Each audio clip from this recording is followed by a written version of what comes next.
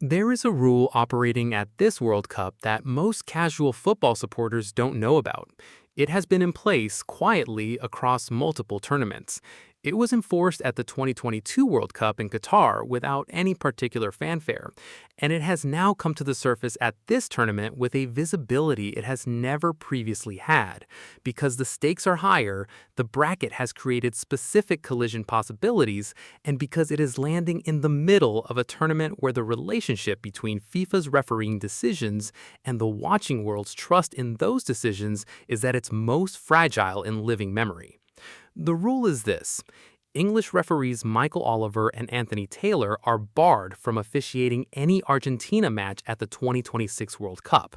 Not their own national team's matches. That is the standard rule that applies to all officials. Something beyond that. Something that extends the standard neutrality framework into territory that most sports governance discussions have never had to address. They cannot referee Argentina.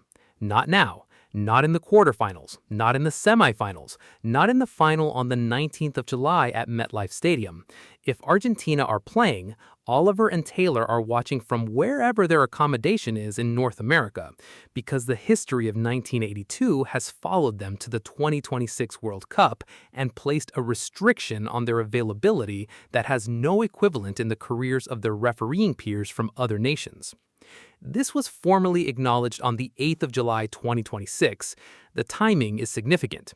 Argentina had just completed their dramatic 3-2 comeback victory over Egypt, the match that produced its own wave of controversy, formal complaints, a coach's Instagram message to the referee, and 4 days of post-match debate about VAR.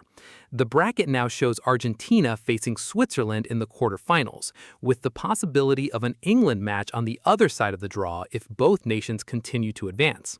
In that environment of heightened scrutiny, documented controversy, and a semifinal that could theoretically pit two nations whose history extends 44 years beyond football, the barring of England's two most senior referees from the relevant fixtures has arrived as something that cannot be presented as a routine administrative note.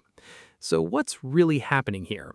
And the question that deserves the most careful examination: is this rule applied exclusively to England and Argentina, or does the same geopolitical neutrality framework constrain other combinations of nations and referees across this tournament? Let's start with the factual foundation. FIFA operates a neutrality framework for referee appointments built on two distinct provisions. The first is the basic rule that no official can take charge of a match involving their own national team. That applies universally and without exception. Oliver and Taylor cannot referee England matches. No referee from Argentina can take charge of Argentina's matches. This is uncontested and unremarkable. The second provision is the one generating the current discussion. FIFA extends its neutrality framework to cover situations where a geopolitical dispute between two nations, defined as a conflict of sufficient historical and political sensitivity, creates a reasonable perception of potential bias in either direction. The application of this extended provision to England and Argentina is rooted in the Falklands War. 74 days of conflict in 1982, 649 Argentine military deaths, 255 British personnel killed, 3 Falkland Island civilians lost. The sovereignty of the islands, called the Malvinas in Argentina, the Falklands, and Britain, remains formally unresolved. It is still an active diplomatic dispute. And in Argentina, it is not simply a historical fact. It is a live political and emotional issue that has shaped the country's relationship with Britain across the 4 decades since the conflict ended. Argentina supporters have been singing a specific chant throughout this tournament that makes the connection explicit. The words reference the Malvinas, Diego Maradona, and Lionel Messi simultaneously, 3 names that carry, in the Argentine football imagination, an interconnected significance. Maradona's Hand of God goal against England in 1986, 4 years after the war, in a World Cup quarterfinal, has been described by Maradona himself as revenge for the Malvinas. That is how deeply the conflict is embedded in Argentine football culture. FIFA's geopolitical neutrality framework, applied to referee appointments, acknowledges that reality and acts accordingly. The question of whether the rule applies equally in all relevant directions requires a careful answer. In the specific England-Argentina context, the restriction is reciprocal. Argentine officials cannot referee England matches either. That symmetry is confirmed. The policy as FIFA describes it works in both directions for nations with geopolitically sensitive relationships. But here is the interesting part. The question being asked in football circles, including by analysts, commentators, and fans across multiple countries following this tournament, is whether FIFA's application of the geopolitical neutrality framework is consistent across all comparable situations. There are other pairs of nations with unresolved territorial disputes or historical conflicts whose supporters and officials attend this World Cup simultaneously. Do FIFA's appointment sheets reflect the same care around those combinations, or does the England-Argentina restriction the most visible application of a framework that in other cases is either not applied or applied less visibly? FIFA has not published a comprehensive list of all nationality-based appointment restrictions at this tournament, beyond the standard home nation exclusion. The England-Argentina restriction has come to light specifically because of the bracket structure, because of the high profile of both nations, and because it has been reported by credible outlets citing the policy directly. The absence of equivalent public disclosure about other possible restrictions makes it genuinely difficult to assess whether the framework is being applied with full consistency. What can be said with confidence is that this specific restriction is verified, formally acknowledged, and rooted in a clearly defined policy, rather than in any decision made specifically for this tournament. Now here's where things change entirely, because on the same day that FIFA's restriction on English referees for Argentina matches was being widely reported, a separate officiating story emerged that has attracted at least as much attention, and that raises a different kind of question about consistency. For the France versus Morocco quarterfinal at Boston Stadium on the 9th of July, FIFA appointed an all-Argentine refereeing crew, Facundo Tello as the head official, Juan Pablo Velati and Gabriel Chade as his assistants, Dario Herrera as fourth official, Cristian Navarro as reserve assistant, 5 Argentine officials, 1 match, the first time in the 2026 World Cup that a single nation has provided every member of a match's officiating team simultaneously. This appointment generated significant discussion for a specific reason.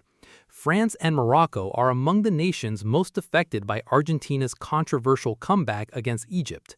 The debate over whether VAR favored Argentina in that match, the disallowed Egypt goal, the unreviewed foul before Fernandez's winner, the Egyptian coach's Instagram message, the formal federation complaint, was still active and unresolved. And then, for a match involving 2 of the nations who had watched that controversy most closely, FIFA appointed an all-Argentine crew. The standard neutrality framework says that Argentine referees can referee France or Morocco matches because neither France nor Morocco has a geopolitically sensitive relationship with Argentina that triggers the extended restriction. That is technically correct. The appointment was, under the rules as FIFA describes them, permissible. But the optics of the arrangement, Argentine referees, the week after Argentina's match generated the tournament's most serious officiating controversy, taking charge of a quarterfinal involving none of the nations in that controversy, produced a reaction in football media and supporter communities that FIFA's communications have not directly addressed. It is worth being precise about what this means and what it doesn't. Appointing Argentine referees to France versus Morocco is not the same as appointing them to a match involving Argentina. There is no direct conflict of interest by the framework's own definition. Facundo Tello is an experienced, highly rated international official who has handled major matches across multiple tournaments. His nationality does not predetermine his decisions, and the France versus Morocco match produced a result, 2-0 to France, that Morocco's coach accepted while raising the handball concern with appropriate measured language, not with the explosive post-match statements that followed the Egypt defeat. But the combination of circumstances creates a picture that deserves honest examination. English referees, who are among FIFA's most experienced and highly rated officials, are barred from Argentina matches through a geopolitical neutrality framework designed to protect perception of fairness. In the same tournament, in the week following Argentina's most controversial match, an all-Argentine crew was assigned to a quarterfinal. One arrangement is driven by a specific, documented historical relationship. The other is technically permissible by the same framework. Both arrangements have generated questions about whether FIFA's approach to neutrality is truly systematic, or whether it is applied in ways that produce outcomes that reasonable people looking at the full picture find difficult to reconcile with each other. Pierluigi Collina, FIFA's head of referees, has addressed the broader controversy surrounding officiating at this tournament directly. He defended the key decisions in the Egypt-Argentina match, stating that nobody can question the integrity of the officials at this tournament and that the appointments are based on performance and neutrality. He did not specifically address the all-Argentine France-Morocco crew or the question of whether the geopolitical framework's application is fully consistent across all relevant national combinations. Think about what all of this means for Michael Oliver and Anthony Taylor specifically. These are two of the most experienced officials at this entire tournament. Oliver has now handled 7 World Cup matches, more than any other English referee in the competition's history. He took charge of Spain versus Belgium in the quarterfinals, a match widely considered one of the most attractive fixtures of the entire knockout stage. He is performing at the level that would typically make him one of the leading candidates for a final appointment. But if both Argentina and England reach the semifinals, his bracket is effectively closed for the remainder of the tournament. He becomes a bystander, available for matches in a corner of the draw that doesn't include either of the nations he cannot referee. At a World Cup that represents the pinnacle of any official's career, the 44-year-old shadow of the Falklands War is sitting in his appointment schedule. The historical precedent is confirmed and specific.